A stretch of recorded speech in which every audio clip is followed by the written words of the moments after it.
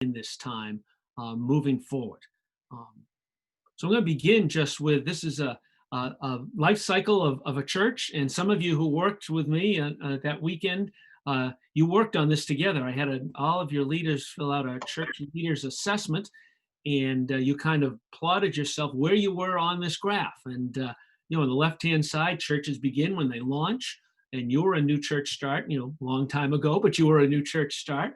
And then as churches grow and reach out to people, they go through momentum growth and strategic growth and get to a place of sustained health where they're both reaching new people and discipling the people that they already have that wonderful balance and continue to adjust their vision to the changing culture around them. But what happens to a lot of churches is they kind of get to that place and go, this is nice, and let's just keep repeating what we've been doing. And then the culture changes and we stay the same, and we start to slip into a maintenance mode. And if that continues, we kind of decline some more into preservation, and then eventually down into life support. And right now in this country, somewhere around 85% of churches in this country are on the right-hand side of that bell curve, on the declining side. And when I was with you in 2019, your leaders doing an assessment said you were right there at the maintenance place, where you had kind of gotten to a place where you were kind of repeating some things. The vision might have been a little stale, weren't quite sure who we were going to connect with next, and that you wanted to do something about that. And that's part of the reason you went into the reaching new people process.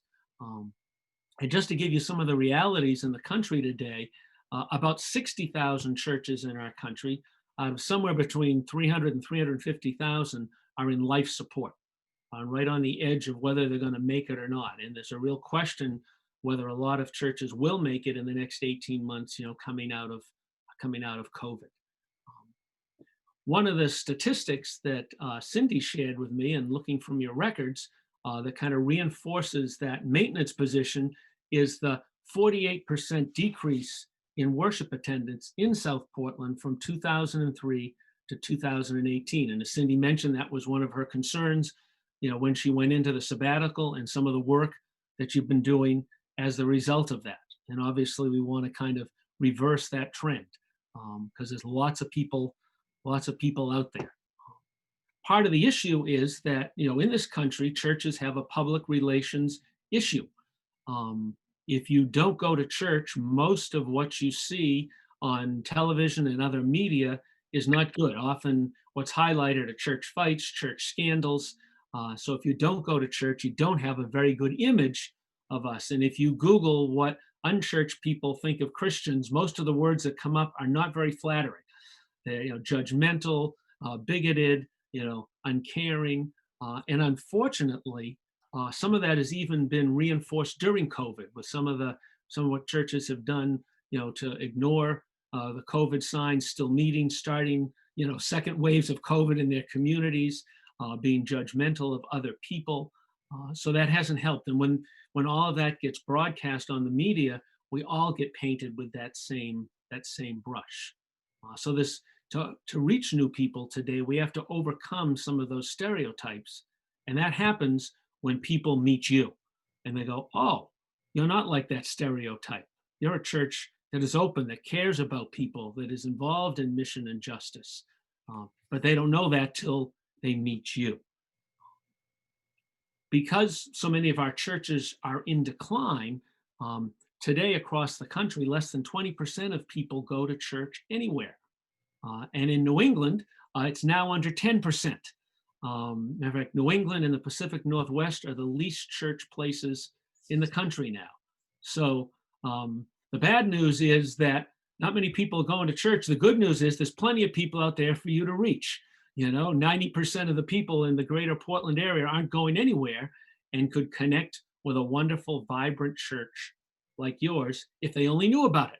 And how are they going to find out about it? Through you in all of this. But to do that, we have to invite. And one of the current realities is that less than 3% of church people are inviting anybody. And we'll come back and talk about this a little bit. But that's the main way most people get connected, whether that's online or face-to-face. It's important to do invitation. And as leaders, I'm going to encourage you to do that. Um, the other factor that many churches are struggling with right now is that, where we've been, not able to gather since last March. I mean, we're coming up on almost a year now of this, that research shows that about 22% of our church members have stopped attending. It's easy to get out of the Sabbath habit, isn't it? And those of you who are very involved in the church, I'm sure you faithfully, continue to worship online and to do Zoom calls with your teams and groups and so forth. But a lot of our folk who maybe were a little more fringy, maybe came once in a while, or going to church was one of many weekend options, some of those people have dropped off. And so churches have discovered that when they do reopen, and some churches reopened and now have closed again, that they were only getting a small percentage of their pre-COVID worship attendance. So, if you sort of have the assumption, well, the first Sunday we can gather again, whenever the heck that is, everyone's going to be back. That's not generally the case of what people have seen. Now, the strategy that most churches have used for several decades now is waiting for people to come to them. We put a greeter at the door and we wait for folk to come. And right now, we put our services online and we wait for people to come. And it's not an effective strategy. It was a great strategy in the 1950s and 60s when everybody had a church background and everybody went to church, and we could wait for people to come to us and they'd come.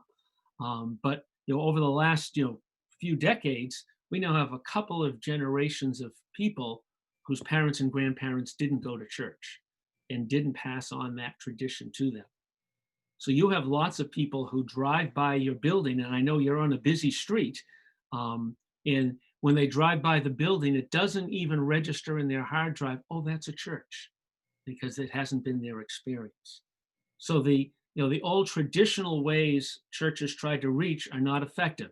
General advertising. We'll just put a picture up of Cindy, on a billboard, and people will drive by and go, oh, look, a pastor, let's come to church Sunday, whether that's online or in person. It doesn't happen. We've kind of focused on a lot of in-house things, fellowship events and suppers and bazaars and church fairs, which we all love, and they're wonderful events, but they don't connect with new people. And hear me, I love church potluck suppers as much as anybody. Isn't it great when you get a little bit of 26 different things that people have baked? But it does not connect us with new people, and neither does chasing inactive members. Often churches spend a lot of time trying to reach out to people who haven't been to church in years, and it's not an effective strategy. So all of those really just reflect kind of a 1955 attraction model strategy, and they don't work, and they've left our churches rather isolated over the years. We don't know the community very well, and the community doesn't know us. Often people who are very close to church buildings will say, oh, is that church still open?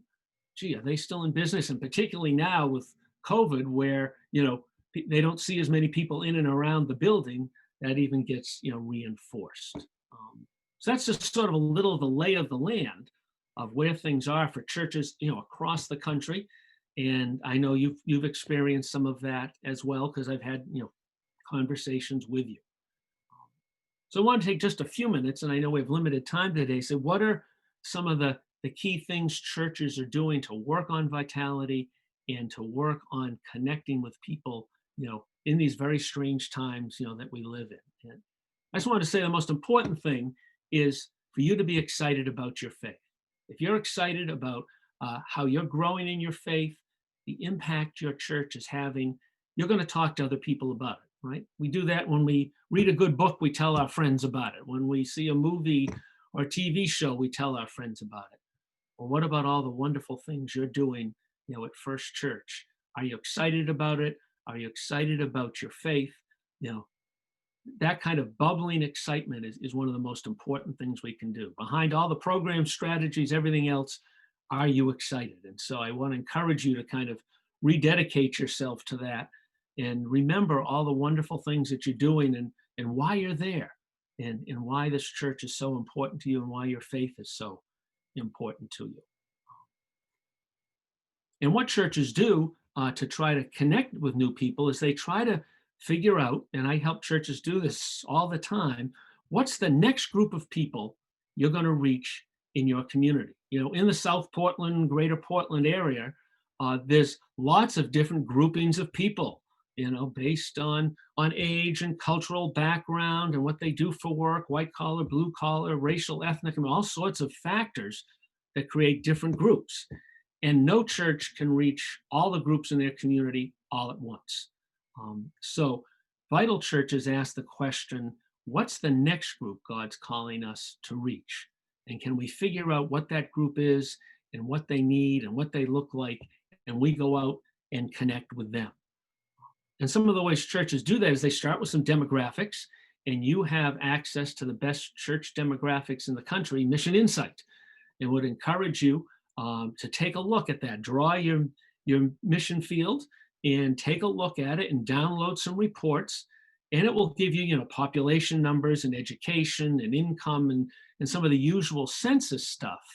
But it will also give you, very importantly, it will tell you about the different groupings of people in your community. It's called Mosaic Lifestyles. Demographers have identified 72 different lifestyle groups in our country.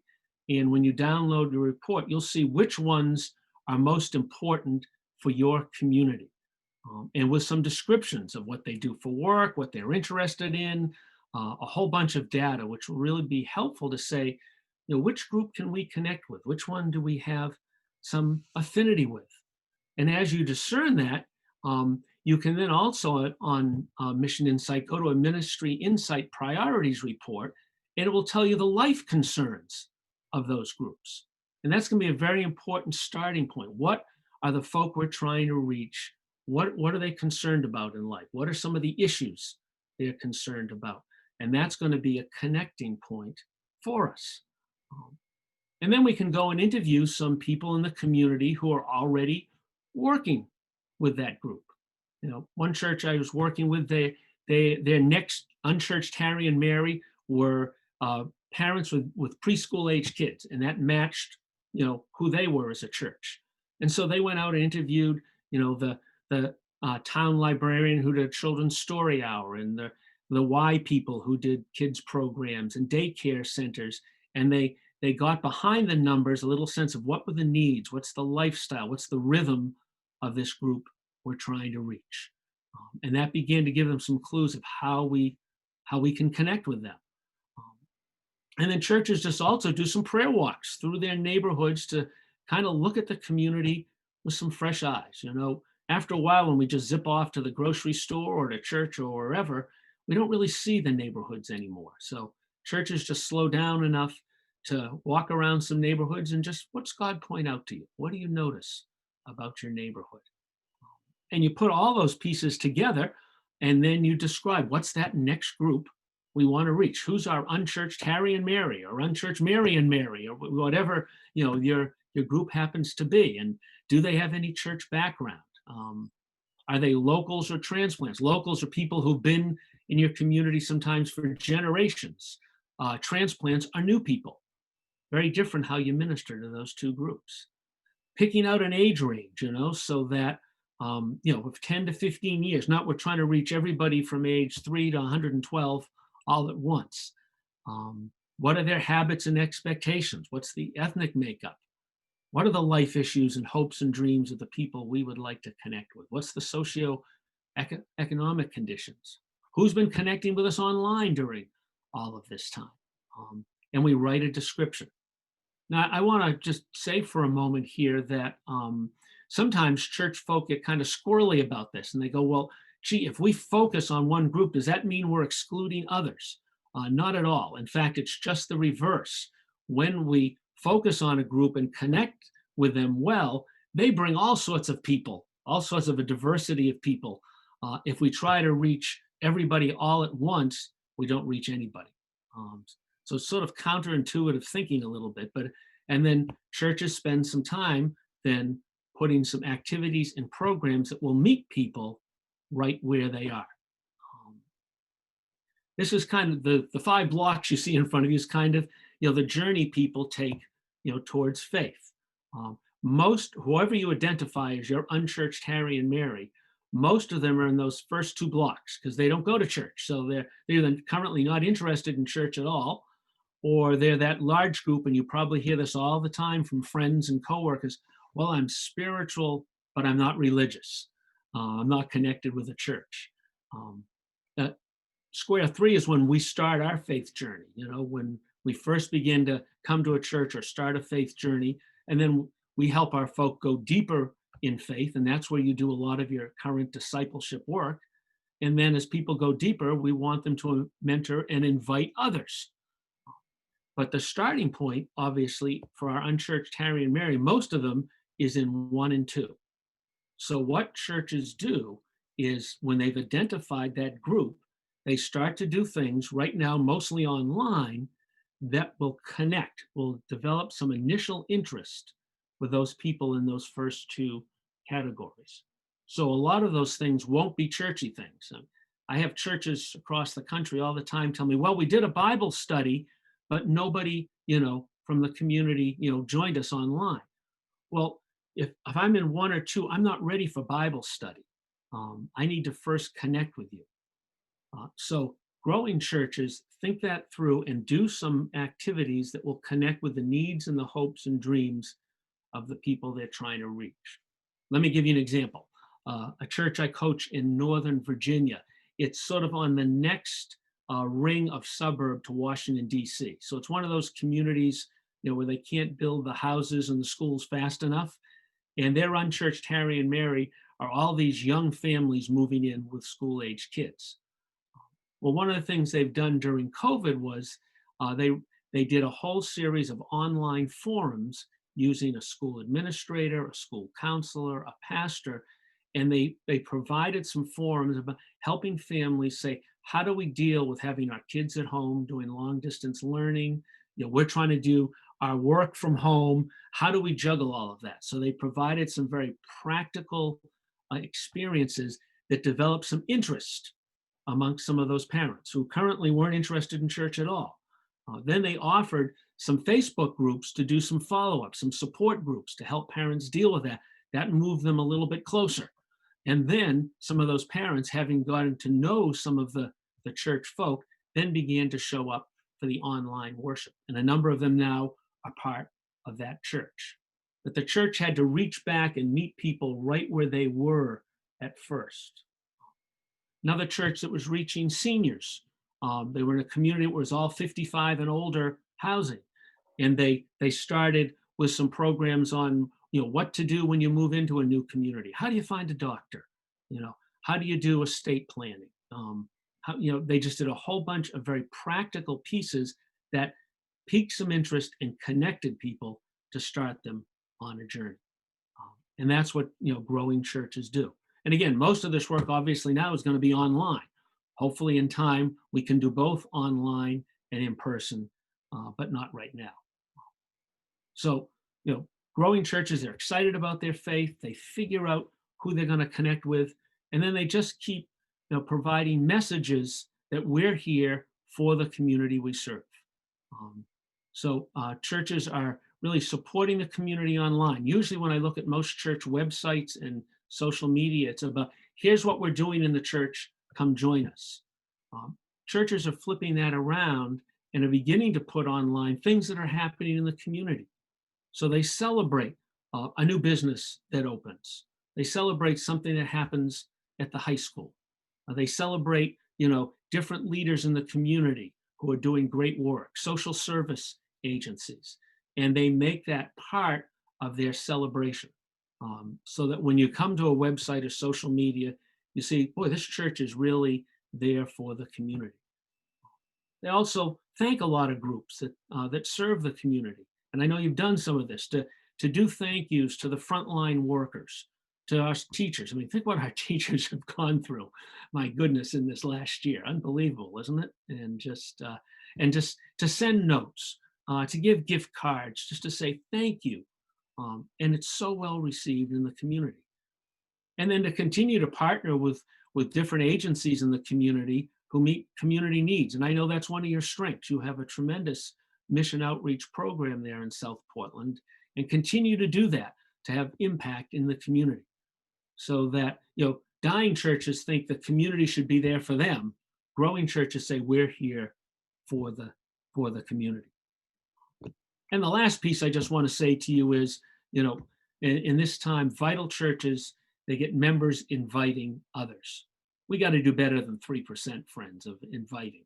And it's so easy right now. I mean, all you have to do is share a link, right? And send it to a friend, neighbor, coworker. You have a terrific worship service on Sunday mornings.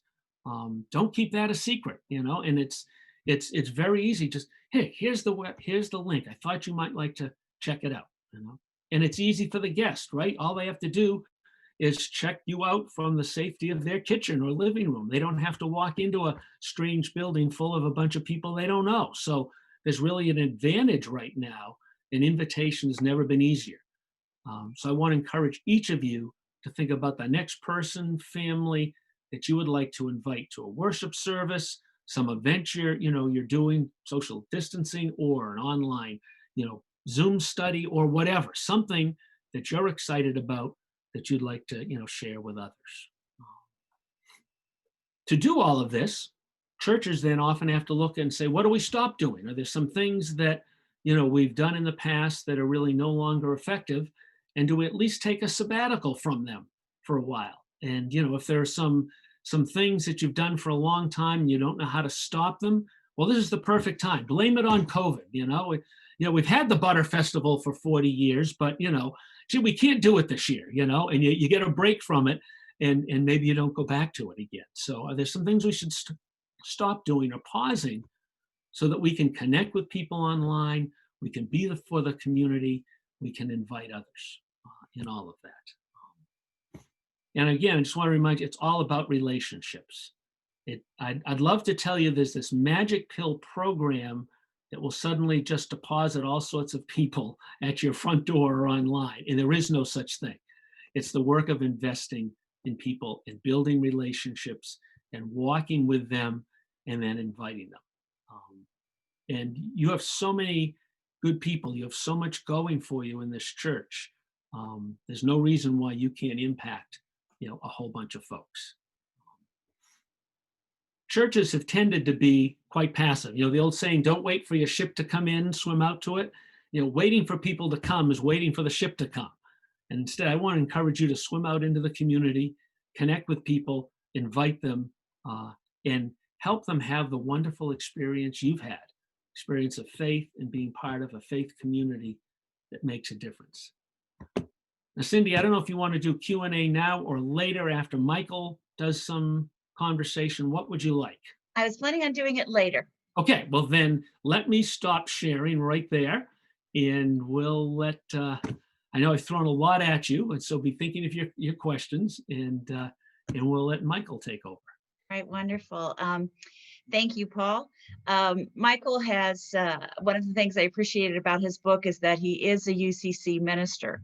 And many of the books on church growth, et cetera, are written by evangelical pastors, and we just have to translate so much.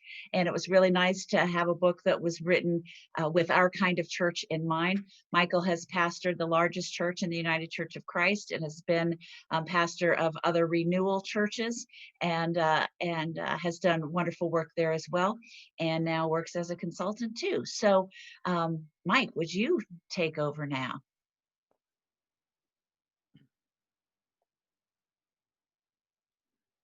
Where's Mike? There we go. There we are. Yeah. Thank you. I'm really grateful to be with you, with all of you, and Cindy, and a fellow Candlerite from Atlanta, and with Paul. Again, I haven't seen Paul in forever. So I know. It's been a while, Michael. Yeah. It's great to be together. As Cindy said, I pastor a church. In fact, my congregation worships, the Broadway United Church of Christ worships at 5 o'clock on Sunday evenings. So if you are totally bored at 5 o'clock this evening, you can come and join us for worship and sort of see what we are doing. So the stuff that I want to talk about really quickly, these are not like I teach at Hartford Seminary, and this semester I'm teaching a class beginning Tuesday, in fact, on strategizing for the post-COVID church. Well, what I want to share is not stuff out of that class or stuff out of my consulting, but actually stuff out of my pastoring a local church in Manhattan right now in the midst of this. So let me just say that uh, that I'm not sharing with you what I have the genius insights that I have gained, but really what my struggles are as well. So let me share my screen and we'll go here quickly. I do think that part of what's going to need to happen after COVID is that we're going to need to reimagine church. So, sort of what does that mean? Let me just, since I don't know most of you, let me just say a word about who I am. As Cindy mentioned, I pastored the Cathedral of Hope in Dallas, Texas. I was there for 22 years. It was a church that became fairly famous or infamous in Texas, I suppose, as the most progressive, the only actually progressive, inclusive mega church in the South. And it was a predominantly LGBTQ congregation. And so after I had been there for a couple of decades, when the denomination asked me about the possibility of doing congregational renewal, I didn't know whether I knew anything about renewing a congregation anymore. I had been there for so long.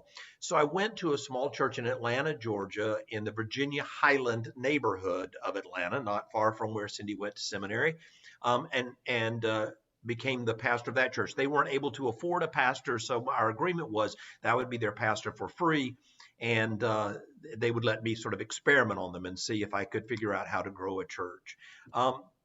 So the Cathedral of Hope obviously is quite different. Our choir and orchestra would have 170 people in it on Sunday morning. And so that experience really hasn't stood me in well in terms of helping other churches. What has is the growth of that church. When I went there in 1987, they were averaging about 180 people. And when I stopped being the senior pastor, I didn't leave quite yet, but when I stopped being the senior pastor, they were averaging 2,418 in person on Sunday morning and about another 65,000 worshiping online and on television. So then I went to the Virginia Highland Church in Atlanta, and this was the sort of condition of that congregation. They were averaging that quarter, the first quarter of that year, they averaged 23 people in attendance. And so during my time there, we were able to see a good bit of growth from a church that had no resources and was sort of very limited in its history. The Virginia Highland Church, which you're looking at there, is a very traditional church. So it wasn't like it was some new age thing that took off and grew in Atlanta. But we did communion every single Sunday. You see there a robed choir, center aisle, pews. So it was a very traditional church that grew from 23 to over 200 in a very urban neighborhood, and they managed to attract a lot of young people. So people ask, how did these churches grow? And one of the keys is that we tried new things. Some of what Paul was talking about is we didn't keep trying to do the same things that had not worked for a long, long time. Because if we continue doing that, this is going to be the continued history of mainline churches and the continued decline. As you see, the purple line is the UCC's continued decline. My sort of statement is that if we don't do something different, there are going to be more Elvis impersonators in America than there are going to be Congregationalists. So we've got to try experimenting with some new things. All the news isn't bad. In my studies, one of the things I discovered was the Unitarian Universalist Church, for whom I am a consultant, has actually demonstrated some growth. As you see, the growth there are all by very conservative churches, Jehovah's Witnesses, Latter-day Saints, Assemblies of God, and the Roman Catholic. But the Roman Catholic growth is entirely based on immigration. And so the last 4 years with the sort of cap on immigration has seen that denomination decline as well.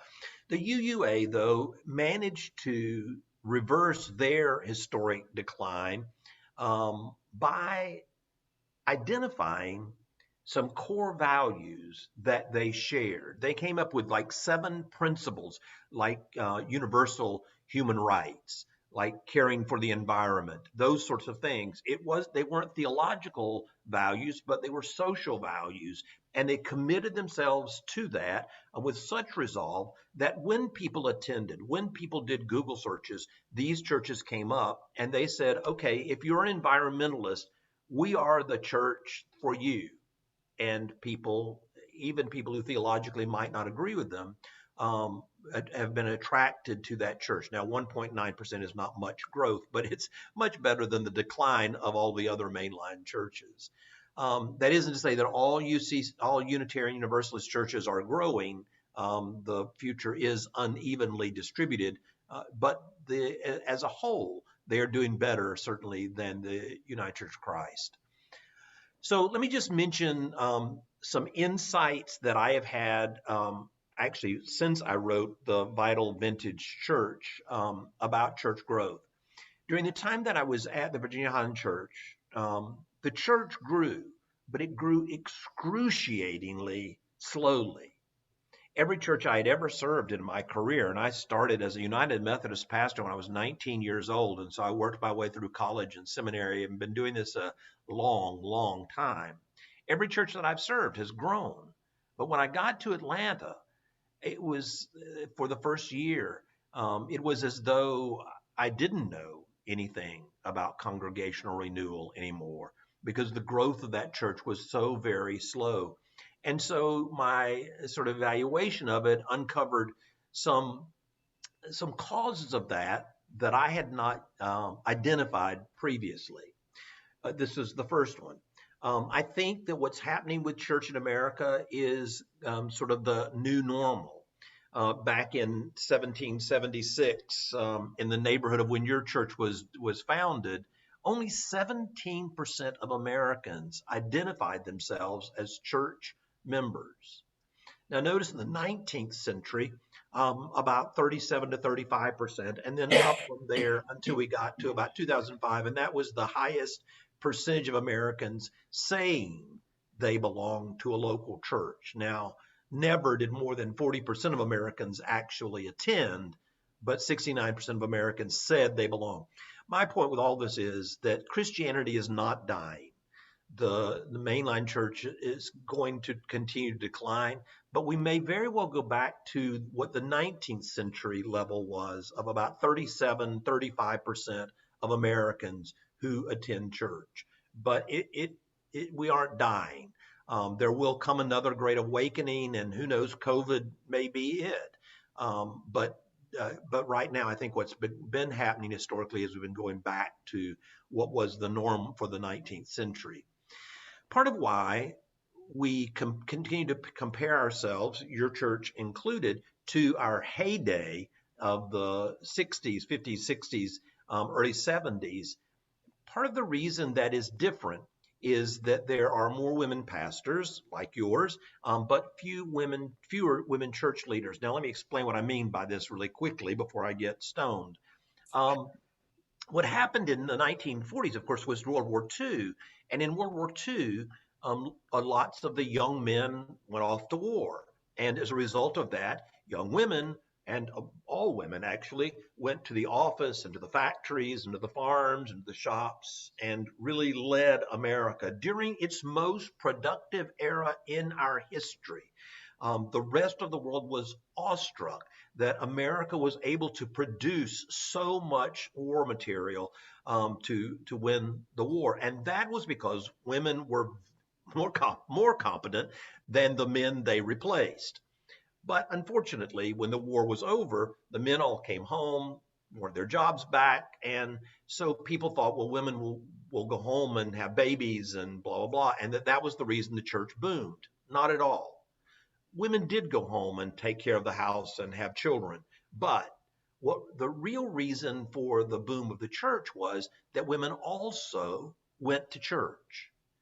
And if you read the history of, as I do, of churches that I consult with, you notice that there was these building booms and new mission programs and new ministry programs and new fundraisers, all as a result of women who had run the country exceedingly well, now coming and running churches. In the late 40s and 50s, women came to church, patted the little pastor on the head and said, "Pastor, you go pray and we'll take care of the rest." And they did with such extraordinary effectiveness that churches boomed. So you read the church history, and all over the country, churches built new buildings, launched new ministries. Their apex was then as the result of women leading the church, despite the fact that most of the pastors in that day were men. The other factor that I had not realized that as clearly as I should have has been the increased competition with churches. Yoga, if you look at yoga attendance and its increase, it almost perfectly mirrors the decline of local church attendance.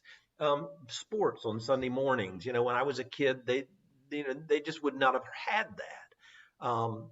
The fact that older people now are busier and more rushed than ever, and so forth. On Sunday mornings, we just have a whole lot more competition. And this is the final thing, and the most important one, I think. Now, this chart is written with a bit of hyperbole, but what I discovered at the Virginia Highland Church, when we started attracting people, we were attracting a diverse group of people, and we were attracting young people. I was practically the second oldest person in the church. We had a 90-something-year-old, and then me, and then everybody was younger. And as a result of that, one of the things that we discovered almost accidentally was that when we put in a new database, suddenly we noticed that we had hundreds and hundreds of people in the database, people, just under 2,000, who considered it their church, but who just simply didn't come very often. Christmas, Easter, maybe once a year, kinds of folks. And this is the reality of the future of church. Once upon a time, if you had said to Paul Nickerson or me, we have 400 members, we would have both said, "Oh, well, then you're averaging 200 people on Sunday morning." Because that was sort of the way that it was. About half your folks came every Sunday. Now, if you tell me you have 400 members, you may be having 100 on Sundays. It's going to get worse and worse as this goes along because younger people come less and less frequently. So people come and say, "We need you to help us attract young families with children." And I want to say to them, no, you don't, because they don't come to church. That age group, they come every 6 weeks, every other month, whether they need to or not. And at the Virginia Highland Church, one year, just after we sort of made this discovery that we had way more members, way more people who thought we were their church than attendance would have reflected, I had a board retreat, and in the room, I was by far the oldest person in the room. All these board members were in their 30s and 40s, very professionally successful people.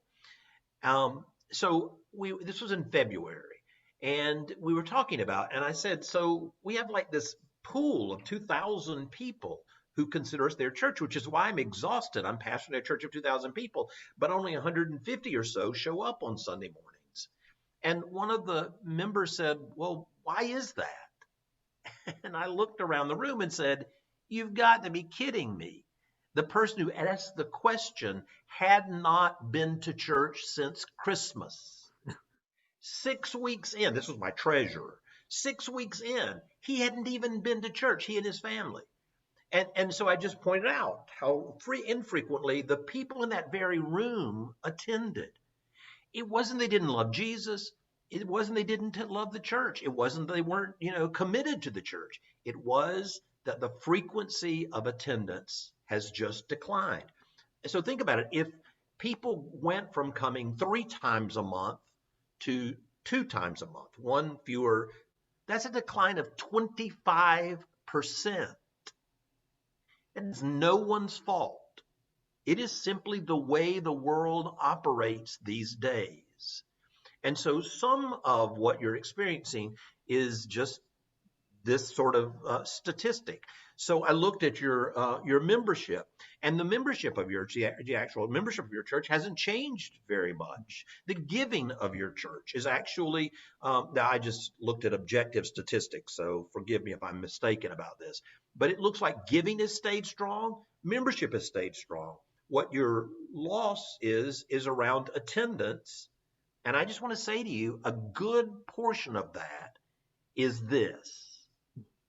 And it isn't anyone's fault. So what do you do with that, that reality? I think you have three options. One is you have to increase membership.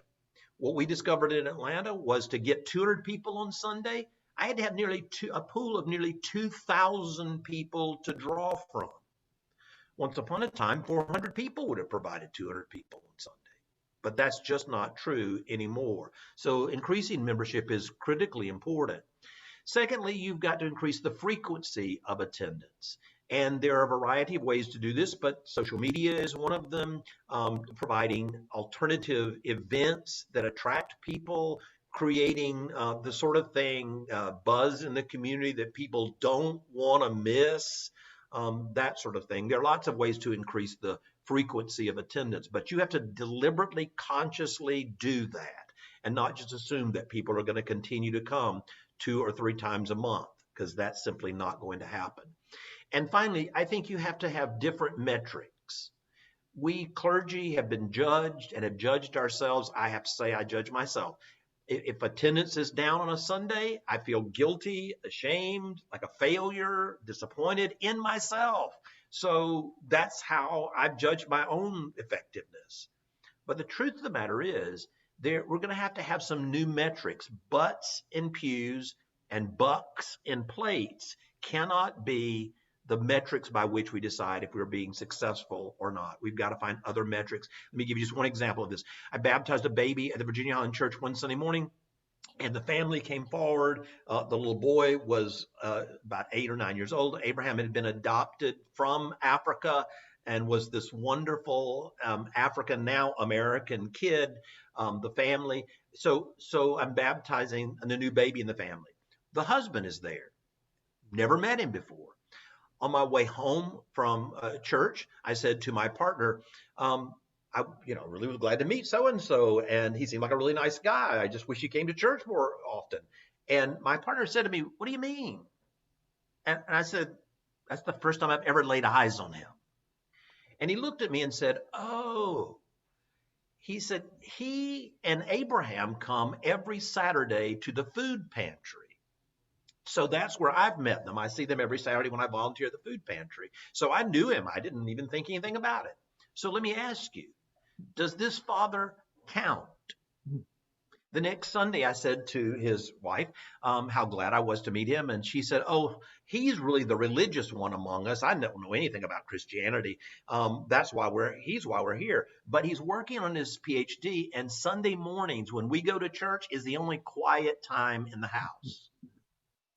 So there you have it, a deeply person of faith who you just don't see very often, but who does give their life's energy in other places. How do we count these people?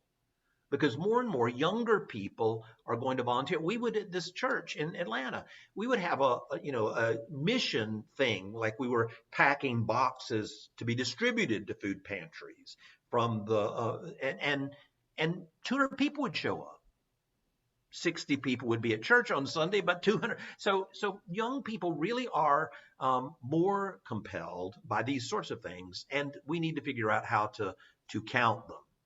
Let me just say a word about what I'm going to talk about in my class on Tuesday, which is the impact of COVID on local churches. Of course, there's been a decline in attendance, and I just want to warn you, as Paul did, people are not going to all come back. My parents are both nearly 90 years old. They will never go back to church again. The flu would kill them, let alone COVID. And they're now clearly aware that church is a dangerous thing to their health and that they can worship online. So they probably will never attend again, though before COVID, you could, like their pew, they had a pew they sat in every single Sunday.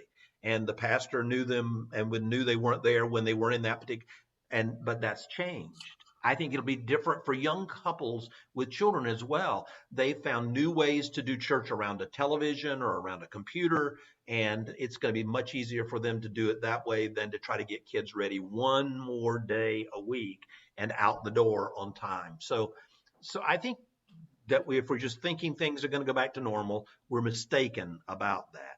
And so therefore we have to do this hybrid thing that is going to require lots of energy.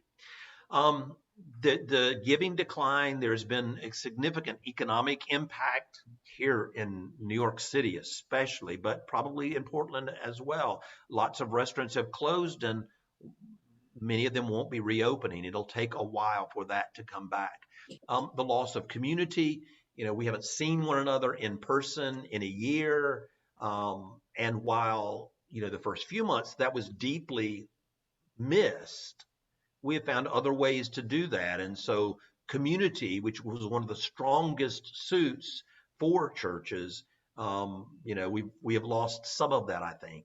Some of our ministries have stopped and won't start back again. As Paul noted, some of them shouldn't, but that kept a lot of people coming, even doing ministries that should have stopped a long time ago. I work with a church in Vermont, and their number one ministry is baking apple pies. That's what they're known for. And it's like, really? Is that what you want your church to be known for? So they haven't baked apple pies now in 2 years. Maybe they don't want to restart that ministry, but it was how lots of folks were connected to church. Changing family patterns, families have moved in together, those sorts of things. And I think just the depression, we could spend the rest of the time talking about that. But I think there is a pervasive cultural depression that we're going to have to deal with. And let me say just a word of warning about that. In churches that I consult with that have had conflicts, and almost every church has, inevitably that conflict followed a death in the congregation, a major member who died in the congregation or moved away or whatever. And having just said that, this is a huge time of loss in our society, and probably in your church. And like we've lost in this little church that I'm serving in New York, we lost one of our most important members, a member of the board of directors.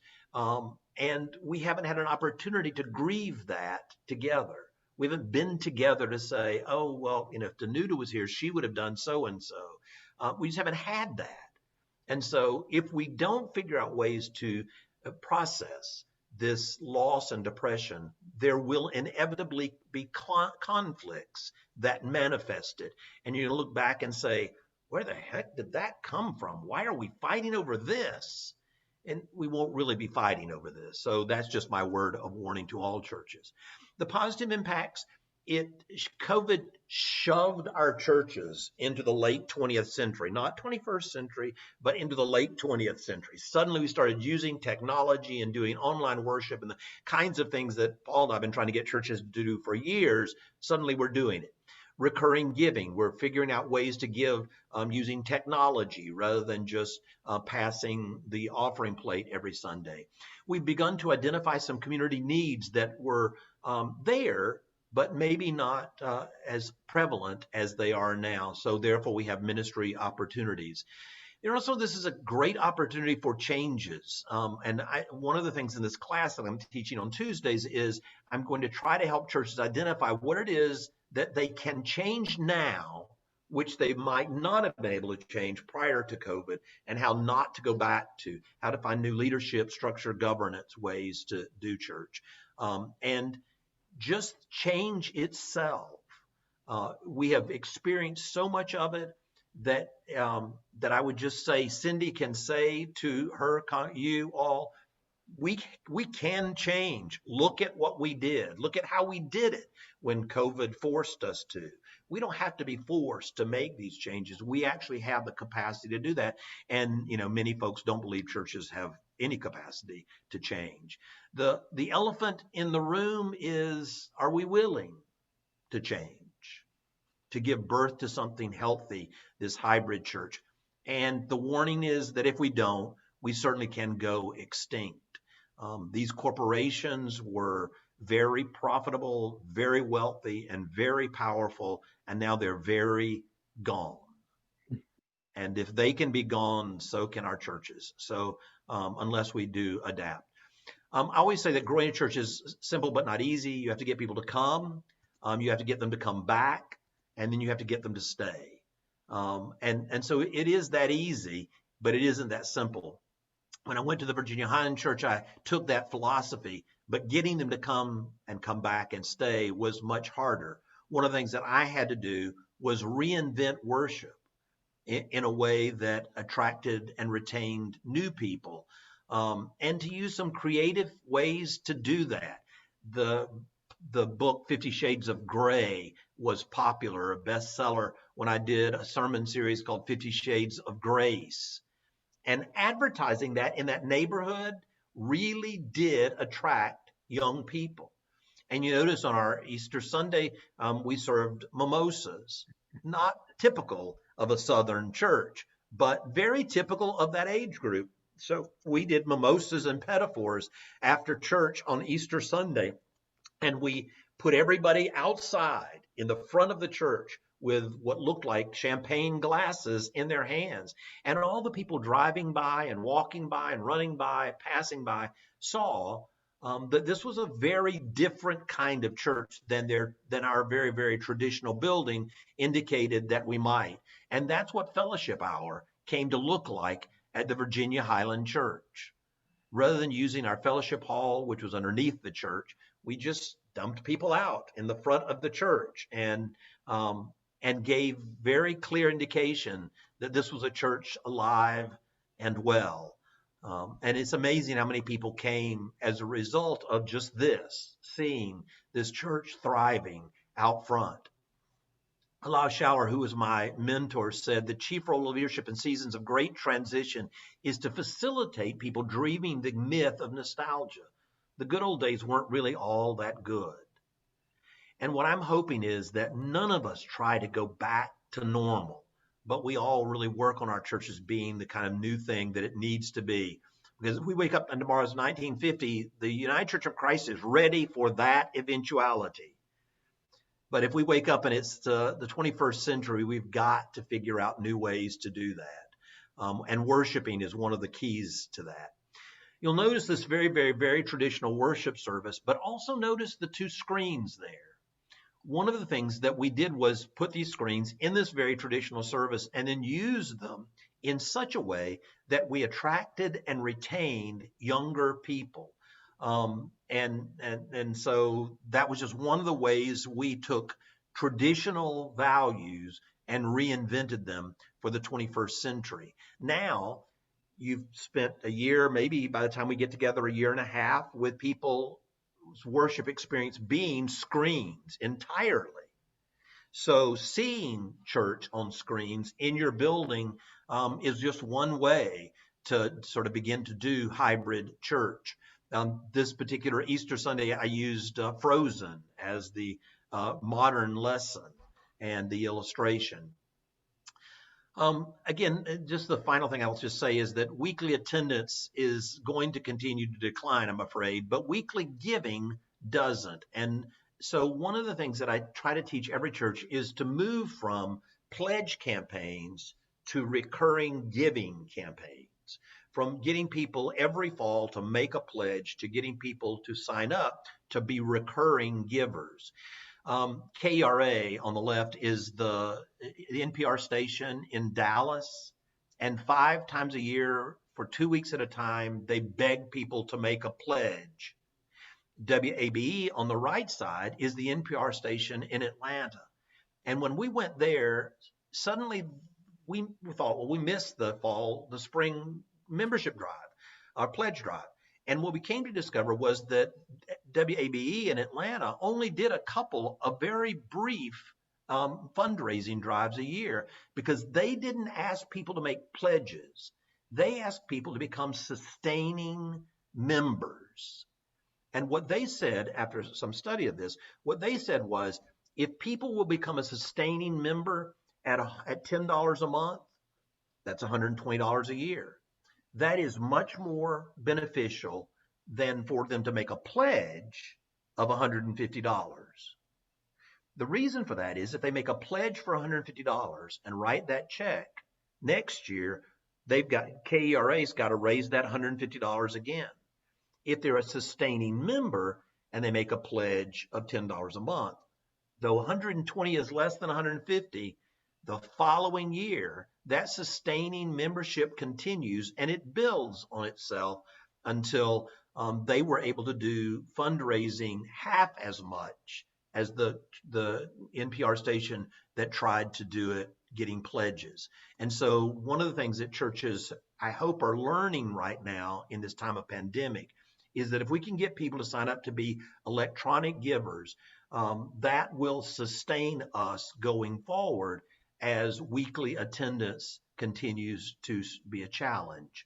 Now, with older members, it's a little more difficult, but like I was with my parents several months ago and trying to get my father, who's a grumpy old Southern white man, to let me set up his bill payments to happen recurringly, including his church check, which I took and mailed while I was there.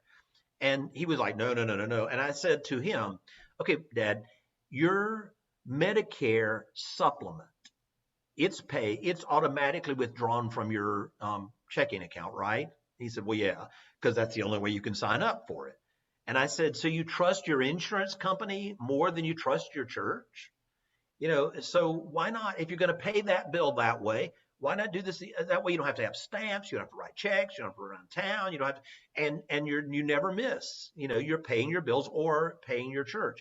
It took a while, but I convinced him. And if I can convince him, I'm telling you, every grumpy old person in your church can be convinced that they're already doing this in some ways. And young people, you can't join a gym in this country without it automatically being taken out of your checking account or without a credit card that's automatically charged.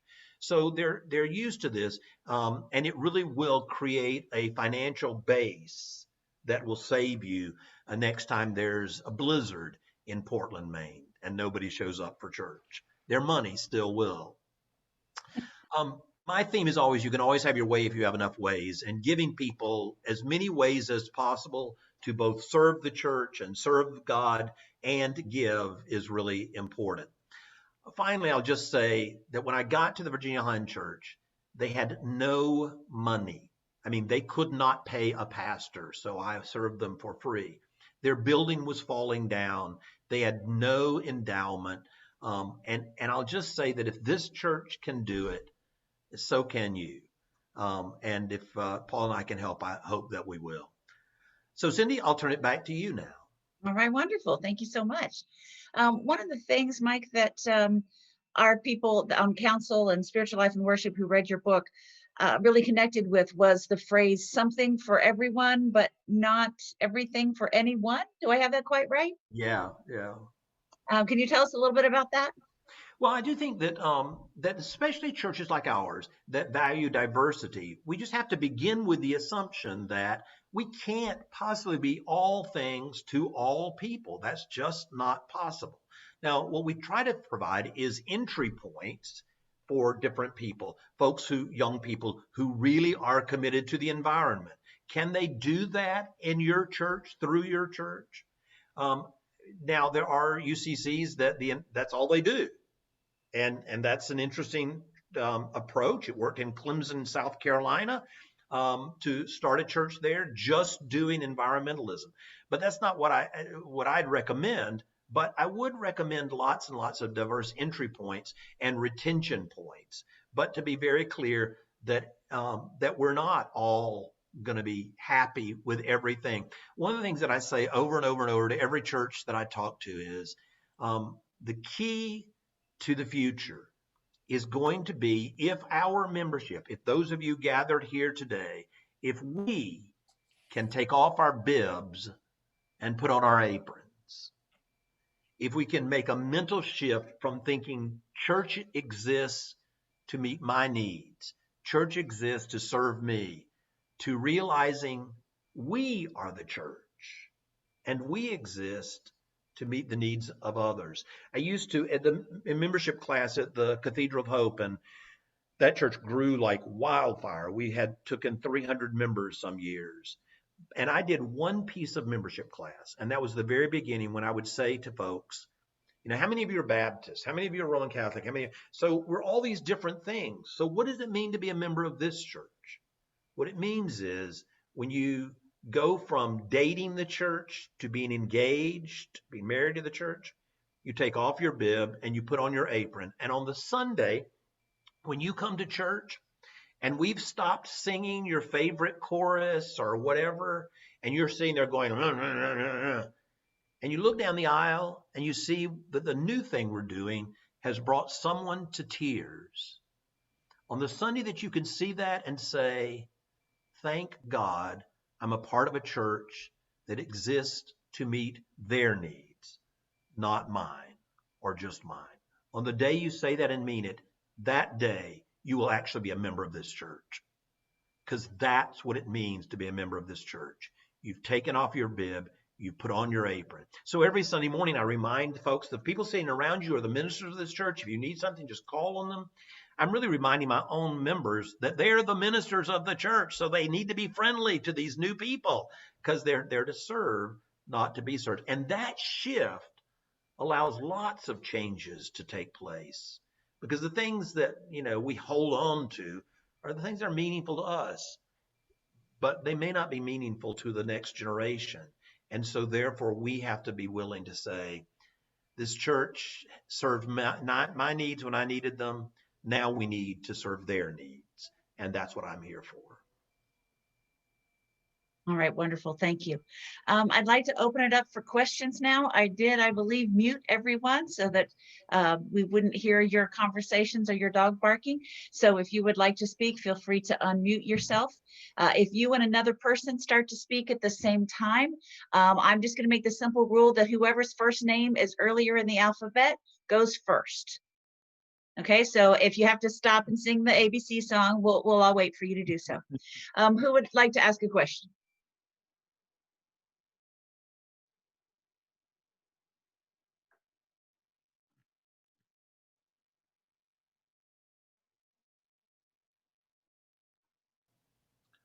All right, don't all go at once. We couldn't have been that clear. I mean, Just say you guys are sure better communicators than I do. I am. I can't do that. Who has a question, either for Paul or for Michael? It can be about the stuff we talked about or the stuff we know nothing about. We're good at faking it. Rich had a question. You talked about, and I'm not sure exactly who had talked about it, how, you know, would have the potlucks and stuff. I think that was the first speaker, and then that's not really what is attracting people. What is an alternative to that? Is it, you know, some examples? Are you feeding the homeless? Are you, you know, because that's an internal thing. You know, how do you flip it around and be looking out to recognize these things in the community that might be a change in about face of doing the potluck, for example? I'm just using that one thing as an example. and well, I'll jump in. And again, there's nothing wrong with church potluck suppers. I want to be clear, but they're wonderful. But it's not an activity that generally connects new people. And so I think Rich, you're already on the right track. It's flipping it around and saying, what are some of the activities that connect us with the community? Who can we invite to do things with us? Maybe it's a mission project, whatever. Maybe it's a small group that we're doing online right now where we invite somebody in. And as Michael mentioned, the more entry points you can have, the better. And really with the online ministry we're learning to do that, it's much easier to create a whole bunch of entry points. Nona Jones has written a wonderful book, From Social Media to Social Ministry, and she's a pastor who's also worked for Facebook.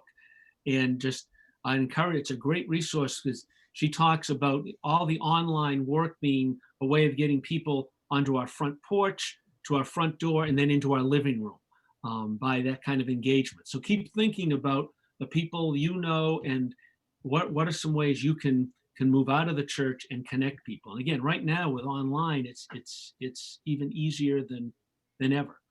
And still have that potluck sometime and see all your friends when we can gather again. Won't that be nice when we're able to do that somewhere down the line? You know, it's funny, the Virginia Highland Church, when we attracted all these young people and I talked about potlucks, they all looked at me like I was like I'd grown another head. They had no idea what I was talking about, which was sort of refreshing then. And the first few potlucks we had did not turn out very well because people didn't bring much food. They didn't know how they worked. Which is like, okay, you know, have someone who grew up in this church in the South. It was like really a wonderful, refreshing thing. So we did lots of things like Mardi Gras.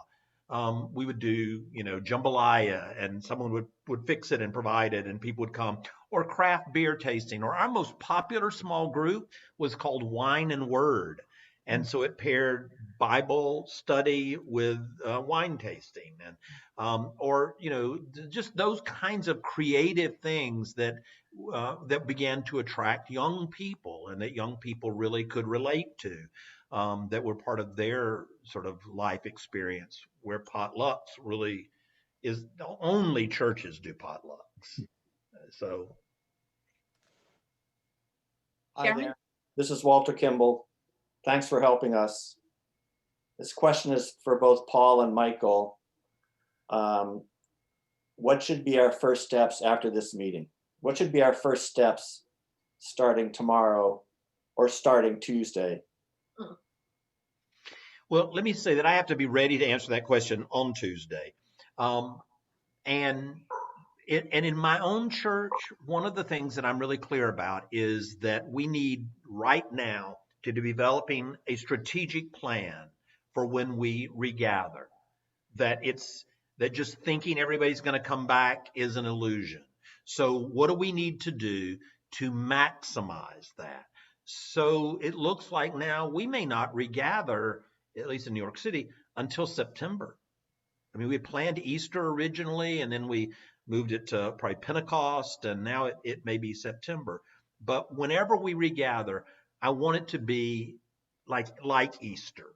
I want to pull out all the stops. I've already contacted my musicians and said, let's find a star, somebody with a name that we can have sing on that Sunday and the next Sunday. That's really important, not just one huge Sunday that we get everybody back together, but we give them an excuse to come back the next Sunday. And then I'll launch a sermon series, a small group series. And so it is figuring out the strategy for how to not waste that unique moment in time. Never has this happened before, and hopefully it'll never happen again. But on that regathering Sunday, which you probably already do in September anyway, how do you make it a blowout, an out of the water event that gets people back, and then that has a plan to get them coming back and retaining them?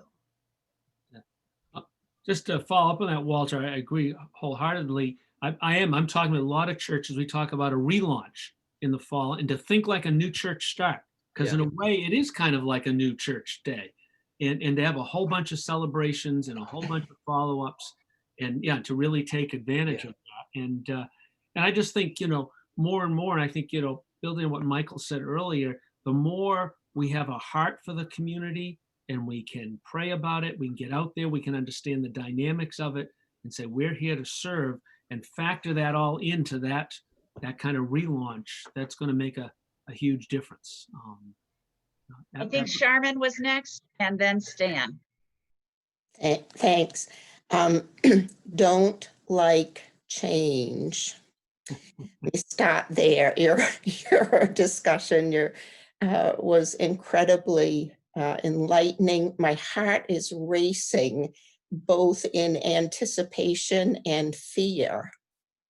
What I want to ask is, I hear what we do as a group. What do I do as an individual? How can I take that first step for somebody who doesn't like change? When Cindy stopped wearing her robe, I thought I was going to have a heart attack. I stuck with it. and I am adjusting, and I can adjust. Those are not non-negotiable things. What do I do? Mhm, mhm. Good question. Well, I'll jump in, and Michael, if you want to jump in too. I think one of the most important thing, is share your story, how you've made some adjustments. And if you have, in any church, there are folk who are kind of early adopters who jump right in with the change and love it. And there are others who are kind of, the Missouri people, kind of show me. And then there are some, who don't want to see anything change ever. And I think it's important to take all that middle group, those Missouri people, and say, here's why, explain why we're doing the change, number one. And then for some of the folk who are really reluctant, if you have a friend who's reluctant, go sit down with them and talk one-on-one. And again, talk about the bigger picture. And, sometimes it's just helpful to go to, Uncle Ferdinand and say, get over yourself, Uncle Ferdinand. Here's what we're trying to do as a church. Come on, knock it off. And you can say that to a friend, so to do that with some of the people well.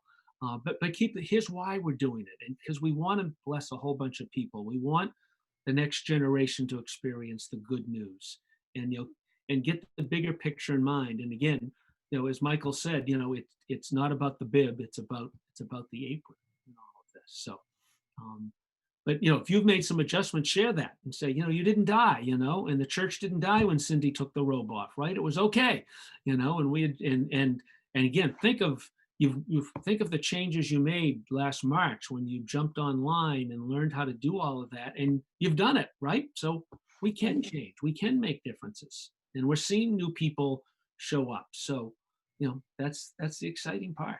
Yeah. Sharma, you're my hero. People who don't like change but hang in there with it.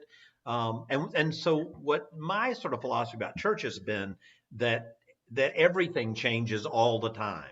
Like this past Sunday, because this is an ordinary day. Last week was baptism Sunday. I wore my stole and clerical collar and all. But this past Sunday, I wore an open shirt because it was an ordinary. So what I would do, like in terms of like robes, like I robe during Lent and Advent, but maybe not. Or there's, so that you never know. It just, things continually, like what we do with worship is every liturgical season, worship changes. And after a while, people get used to the fact that I didn't die. And if I wait till next Lent, we'll go back to doing communion every Sunday, or go back to the formal liturgy, or go back to confession, or whatever. But we don't do it the same way every Sunday. I think, getting people to survive change and be okay with it. And then eventually people really look forward to it not being the same every single Sunday. I think there's a wonderful book, Carrie Nieuwhoff's book, Leading Change Without Losing It. It kind of goes over a lot of those dynamics, and it's a very helpful book for leaders to read. Thank you. Stan, you were next. Okay, thank you. I think some of you will remember maybe a year or two ago, our church was struggling to hold on to its membership. And Cindy called me into her office one day and said, could you form a group that could visit other churches to get some ideas on how we might grow our membership and be more a vibrant church, what have you. So we did that. My wife and I first went to the East Point Church. Wow. We went in there and they had 1,000 people in that first service. They had another service later that day with another 1,000 people. They have a budget that is between $6 and $8 million a year. And we thought, why can't we do that? Mm-hmm. Well, they had 4 or 5 guitarists on the stage and a drummer, lovely music. But I said, geez, I don't think that's going to go over very big in our church. But that church is in the same town as we are in, and they are drawing in literally thousands of people each Sunday, or were before the pandemic. So we've got to open our eyes a little bit and see what we can do. I spoke to Cindy and I said, look, we're not going to change our service to be like theirs, but we've got to consider maybe some different kinds of music that might be more appealing to younger people. And we've got to be more inviting. Instead of just being members, we have to be inviting when people come to our church, because some have told me that we have a rather cold church. I didn't think so, but they did. So I think we need to be more welcoming and inviting when people show up that we haven't seen before or haven't seen for quite a while. That would certainly help. But to go to a church that has 2,000 people come every Sunday just blew me away. Yeah. That is really something. And it's in the same town we're in. And Vermont and Maine are the two least religious states in the whole United States, they say. So Yep, that's right. that's You're one fighting for neck and neck. For first or last, I'm not sure which way you want to look at that, but number two, according to what they said. yeah, Vermont is the least religious. that's right. And just, and I think you said a key word was invitation. You know, it makes such a difference whether you're referring someone online and sending them the Zoom link, or when you can gather and you invite and bring them and walk in with them. You know, for people who don't go to church, it's a very intimidating thing, that entry point. And when you can help sponsor that, it just makes a huge difference. And it's been one of our problems, as I mentioned, when you have less than 3% of people inviting, that's really a problem. When you're in a culture where a lot of people don't know much about church or have had a bad church experience. So, you know, who's the next person you want to invite, and send them the link and say, I think you really like Cindy's sermon, or we're doing a book study. I know it's a topic you're interested in. Here's the Zoom link, you know, something like that. And just, you know, make an investment in somebody. You know, I have two daughters that are millennials, and millennials say they like church, they like pews, they like stained glass, they like the traditional stuff, but it's got to be enlivened for them.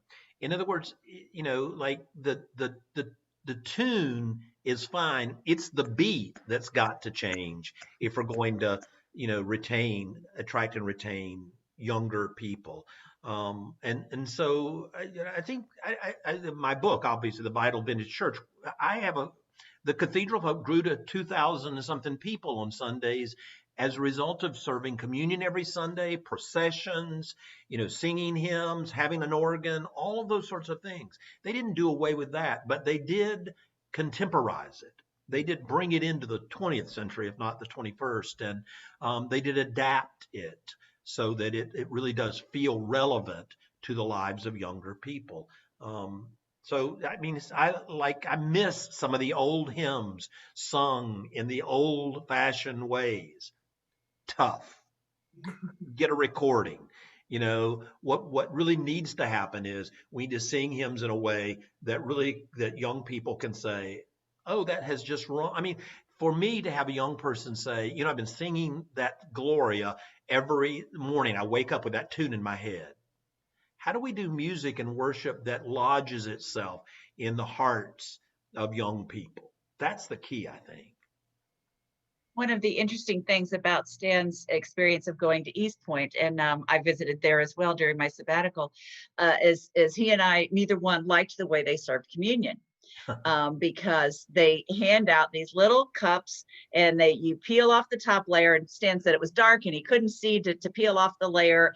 And I was like, oh, this is not the body of Christ. This is prepackaged Jesus. I don't want prepackaged Jesus. And then what did we have to do when we had outdoor worship this summer but prepackaged Jesus? That was the safest way for us to do communion during a pandemic. Yeah. And so we have gotten accustomed, those who came to outdoor worship got accustomed to the prepackaged communion, because that was what we had to do to change. Do I like it as much as intinction? Absolutely not. But it doesn't change that it's still the body of Christ. Yeah. And so anyway, an example of how we were forced to change. And I saw another hand. I think maybe it was Marvin. Yeah, Marvin. I really appreciate this encouragement to turn, instead of an inward-facing congregation, to be outward-facing and to connect with the community. I'd be interested in how you could help us imagine what the community is that we should be thinking about, because I'm not sure there's a consensus about who our community is or who our community might be. What might you say to help us enlarge our sense of community? And again, I think it's helpful just, even just to begin with some demographic data, just to as a starting point. It's not the ending point, but it's a starting point. Who's out there? What is our ministry reach? What is our mission field? That's going to be different for every single church. And I find almost every church that starts even just looking at mission insight, there's always a couple of aha moments of things like, oh, I had no idea that happened. And then talk with some community leaders and kind of dig in, and just, it's a discernment of, who can we connect with, and who do we have an affinity with? And that's going to be different in every community. I mean, some communities, yeah, you're going to be hitting a lot of millennials and young families. Other communities, and I've helped coach New Church Starts, where it's all senior housing, and and it's all 55 and older, and their worship and programs and activities looks very different. So it's very contextual to your mission field. So it's a great time to pray about and discern and do some digging to sort of say, where do we go next, in South Portland and all of this. Yeah, I mean, the Portland as a town, as a city, has gotten a ton of publicity about being a real foodie place, a place where, restaurants and, famous chefs now, and the craft beer is a really big, so how do we become a church that is congruent with who the community is? It isn't necessarily that the people you're going to attract are the people who go to craft breweries or do all the foodie stuff and things. They may not be the people that you ultimately attract, but how does your church become congruent with who the town is, who the city is, who it's become, so that when people think of you, you don't seem like you're serving scotch when the town is drinking craft beer, or serving hot dogs when the town has become really foodie, so that it feels like who you are is congruent with who the community has become. And you've gotten lots of publicity as a result of it. Stan, I will call on you again in a minute, but since you've already spoken once, I want to see if there's anybody else who wants to speak first. I see Stephanie's hand up. I think this is something I heard you guys say during the presentation, but right now we're 99 to 100% remote. At some point we'd be going to more of a hybrid, and then once we can meet in person on a regular basis, would you both suggest keeping some sort of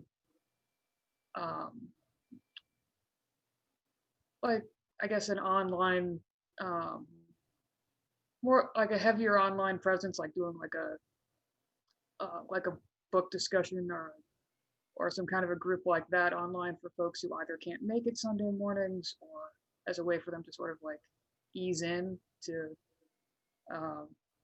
it's a little less intimidating than walking into a church, I suppose. Or just, for people who just can't get out. I mean, absolutely. I think it has to be a both and. I mean, I would hate to see a church go back. Well, now we can gather again, so we're just going to abandon all of our online ministry and all of our online mission field that we've developed in however long it is, a year or more by the time we get back together. And churches are discovering that's where so many of the entry points are. I mean, the rest of the world's been online for a long time. We just kind of getting caught up, last March a little bit here. So definitely to keep that going, and I mean, and have downloadable materials that people can use. A lot of churches are discovering, people like to download stuff and go at their own pace, and they're doing a lot of discipleship stuff around that. And maybe I don't watch the service on Sunday morning, but Tuesday at my lunchtime I download it and watch the service. And so yeah, you definitely want to be a both and that's part of the work of working on that now, to saying, let's plan ahead.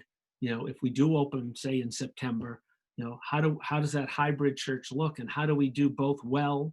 And for a lot of churches, how do we do a worship live, in a sanctuary that if I'm at home watching, it still feels like I'm worshiping. I'm just not watching somebody else worship, and even how we greet people. If you just say, well, if you're watching at home, and you have a sanctuary full of people, now I'm suddenly a second-class citizen.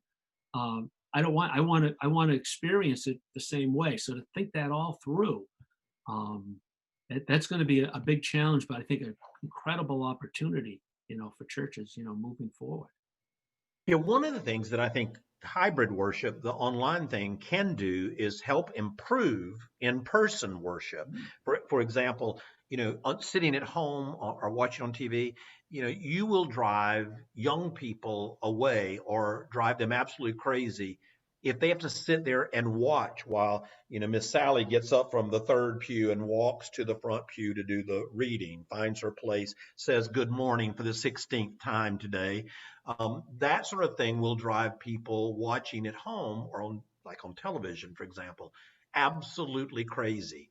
So figuring out how, when at the Cathedral of Hope, when we went online, when we went on TV, we created the pacing so that the second, so that when the reader was prepared, we said, okay, so the choir, prior to your reading, the choir is going to be singing this. So when they get to this part of the song, you need to get up from where you are and be in place, ready to read when the last note dies away. And just doing that kind of pacing caused our congregation to grow younger, because that's what young people have grown up watching and listening. And it doesn't have to be frantic. It doesn't have to be driven, but it does need to be. No one is glorified sitting there for 16 seconds watching someone walk to a lectern or pulpit or podium.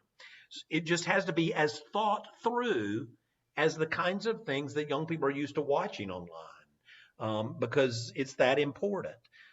The other thing that I would just say about this is, I learned at Virginia Highland when I had a really young congregation, was that if all of your governance stuff is going to be done with congregational meetings and a potluck, you're going to govern with retired empty nesters, because they're the ones who have time to do that.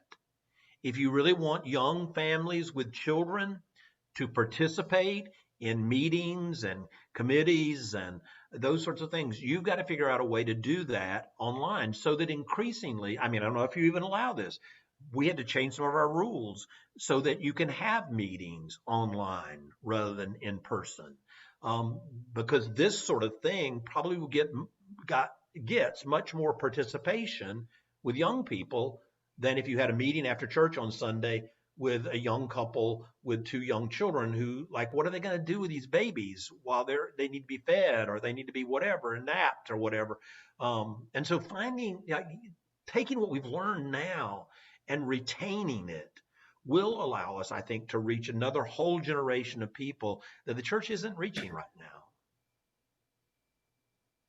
And Alyssa, and then Deb. I was just in listening to everybody, I was struck by one of the vigils we did early on. This, 2 or 3 people joined, and they weren't from our church, but they wanted to be part of what we were doing. So whatever we did to announce that, if we did more of that, and they said they found out, I don't know, that not really tech savvy, but they had heard about it on somewhere, and they joined us, and they convinced someone else to join them to join us. So it seems to me that maybe there's an opportunity there that we could grow. Right. And Alyssa, that fits in perfectly with what Paul has talked about. Paul and Mike, what she's referring to is we have what we call public witness events, where because we're on a busy road, we stand out on the road with signs for racial justice, Black Lives Matter, whatever the issue is that we're taking on. We did for the environment, we did for Pride weekend.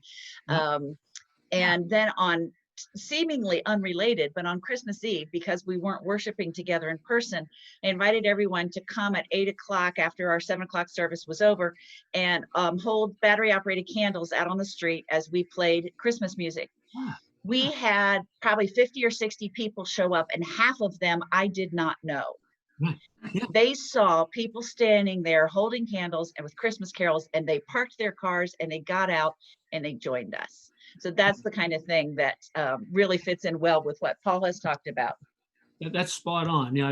As both of you were talking, I was thinking of a church I coach in Reno, Nevada, downtown church, and they used to always do a live nativity where people would walk through the church building, you know, and there'd be different scenes set up of the Christmas story.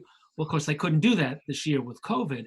So they did a drive-through one around a whole city block, and they had over 5,000 people over 2 nights go through that, you know, and because it opened it up for so many more people to hear the Christmas story. So yeah, keep doing those kinds of things, and you have that advantage of being on that busy, you know, corner there with the 2 roads, and I think it can be really terrific. Excellent. Deb Sandler was next. Thanks.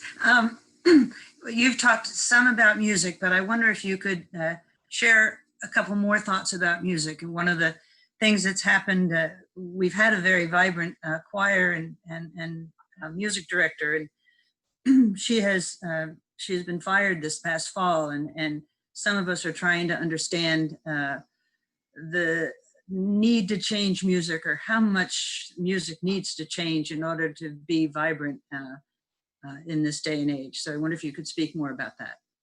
Yeah, it is one of those, I mean, it's a challenge for every church, but it really is critical during this time of transition that we figure out how to do things differently. Now, I'm fortunate in that I pastor a church that has a great deal of financial resources. You have many more people, but we have much more money. And so we've been able to, during this time, we had the financial resources to be able to hire people to figure out what the future music needs to look like. And clearly, the closer we come to regathering, the more and more clear our leadership is, not every member, but our leadership is, that what music and worship needs to look like for the future is going to be really different than what it looked like for the past. And while, at least in my church, they love the music director, they are getting that new people will not be retained by that kind of music, that we really are going to have to figure out ways to do new stuff and creative stuff. And my existing music director is not the person to do that. Now, we have the financial resources to hire additional staff, but eventually we have to make that shift. And this is the opportunity to do that, to go in a different direction, to be different, to try to attract and retain new folks. And those kind of changes are always challenging and difficult and painful. But again, the question is, who does the church exist for? Jesus didn't turn water into wine to drink himself, or multiply loaves and fishes because he was hungry. And as the body of Christ, our job is to feed the spiritually hungry, to house the spiritually homeless. We are here to serve, not to be served, because we are the body of Christ. So the kind of music that, like, I might like, I'm old, 65 years old, I assume my daughters probably won't. And I want my daughters to come back to church. I think a wonderful example of doing that during COVID, I live right next door to Gloucester, Massachusetts, and one of the churches there, UCC Church, Gloucester has a lot of musicians, you know, and nightclubs and coffee shops. So, and people are missing, you know, they can't gather at those things. And this pastor, who's very well networked in Gloucester, has invited a different musician or singer every week. And you know, and they video services just like you do, and it's exposed the congregation and other people to a whole variety of music, which has really kind of loosened things up for the discussion about, you know, where do we go, you know, when we can gather again. And it's just kind of broken that open, and they've gotten tremendous response. And what they've discovered is every time they have a guest musician, a whole bunch of people who follow that musician show up for their online worship service. You know, they have followings. And so they've been actually able to grow their church, and they've actually been able to grow their church school online by all these people showing up, trying a whole bunch of different kinds of music. So it was just a great example of using this time to really experiment and start to, you know, figure some things out. Well, I think Margaret's cat Bob may have a question for us, but he usually does. I'm trying to flip between screens here. Wave at me if you have a question.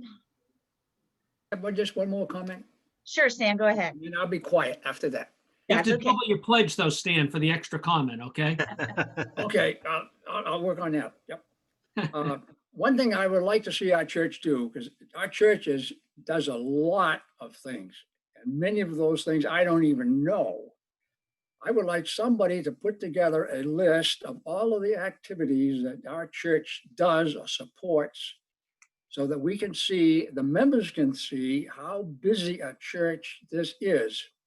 And that list may also show us that there are some gaps in our service, our programs, if you will, that we need to fill.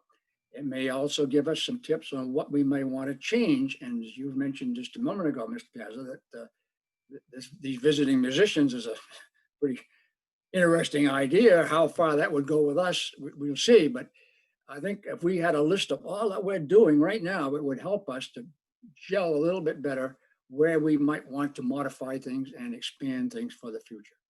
Okay. I think the list and giving the list, so this is something I advocate strongly, is taking all the stuff that you do and giving it a monetary value.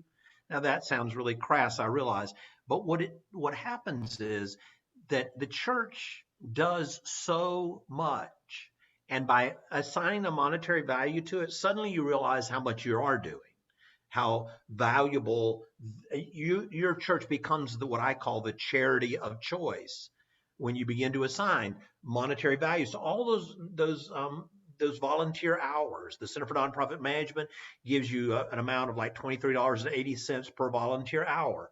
Well, so 100 volunteer hours, that's $23,000 that you've just given away that you before never measured. I mean, I suspect you're very right. Your church probably does a lot of stuff that you don't even know, but thinking about it and measuring it and then reporting it back really does it makes members proud to be a part of the church, but it also makes new people want to be a part of it.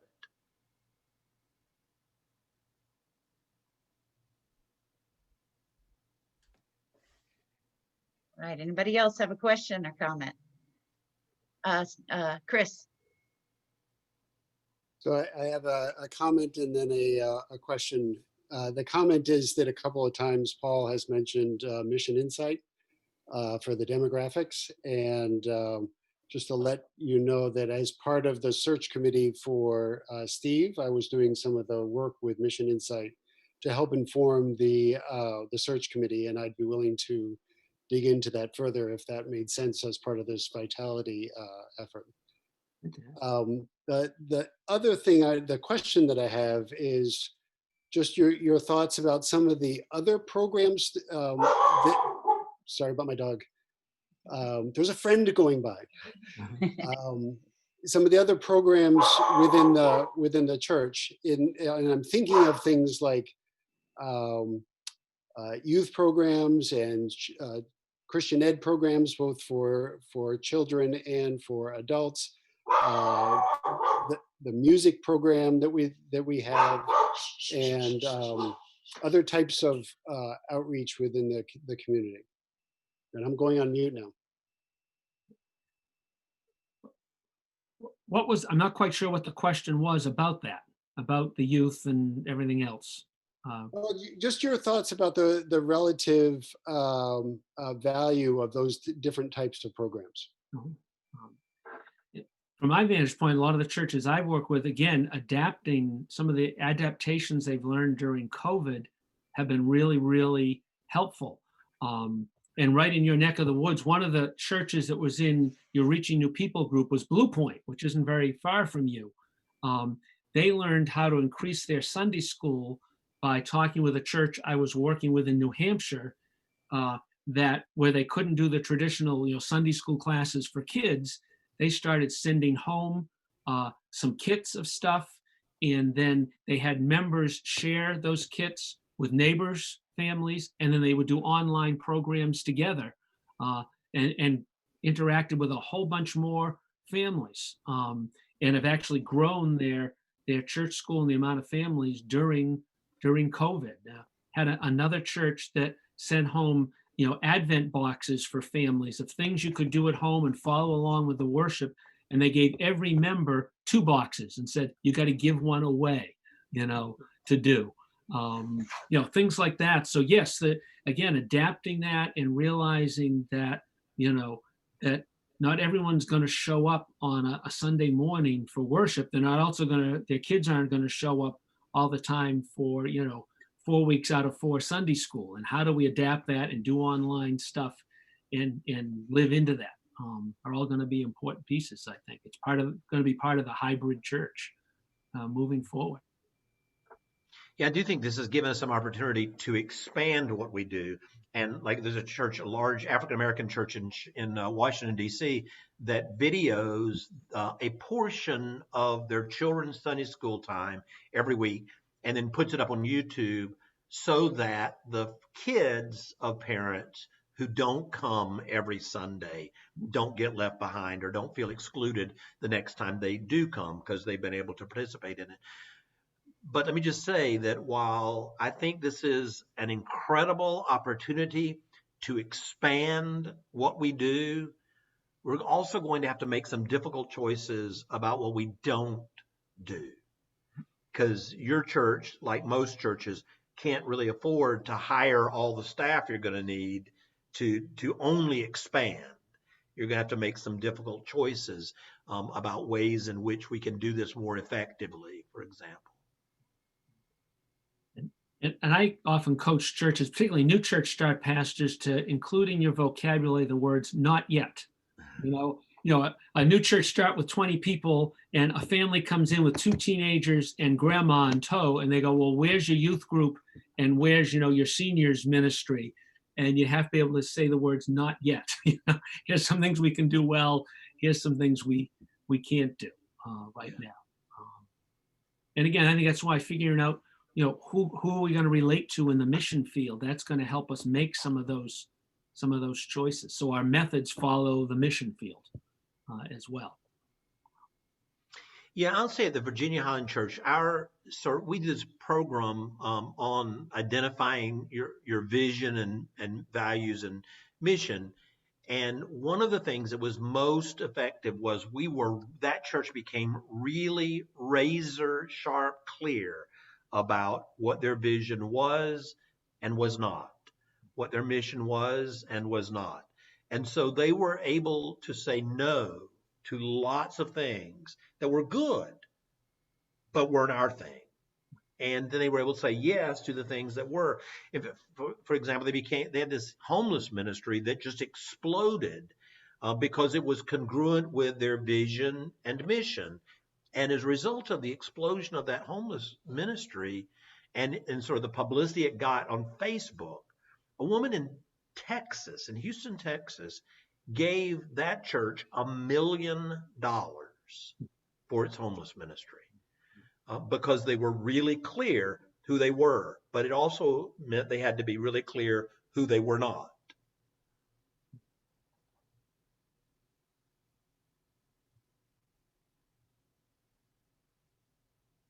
Right. Anybody else? Cindy, I just got to say to all of you, I'm impressed how long you've been willing to hang in on a Sunday morning into early afternoon and, and talk and discuss and listen to the two of us banter on. So thank you. Yes, you're probably ready for brunch now. I haven't said anything, but I would like to say how much I've appreciated your support today. And we look forward to perhaps working more in the future, but we've definitely got some work to do here. Thank you. Good. And I think Garvey gets the last word. Garvey, you're muted. You'll need to unmute. There you go. I just wanted to ask Michael if the church in New York that he has connections with is a descendant of the old Broadway Tabernacle. It is the very one, yes. They just about died away to nothing. They still have some of the money from the old Broadway Tabernacle, but they asked me if I would come here and try to revive them because it was once a great old church. Yes, my homiletics professor was Alan Knight Chalmers. Long after he was there, and that he was just a wonderful guy. We appreciate what you've been saying this morning. Very much. We are in agreement with you guys. Go get them. Well, when you're 86, you don't do that much. Thank you, everyone, for sticking in and for going much longer than I expected us to go this morning. Y'all are wonderful. Thank you to Paul and to Michael for your expertise and sharing so freely with us. I think this was a very helpful time. And okay, we're going to do the do applause. Thank you all so much. Everybody have a wonderful day. Y'all too. Bye-bye. Stay safe, everybody. Bye-bye. Bye. Thank you. Bye-bye. Bye-bye.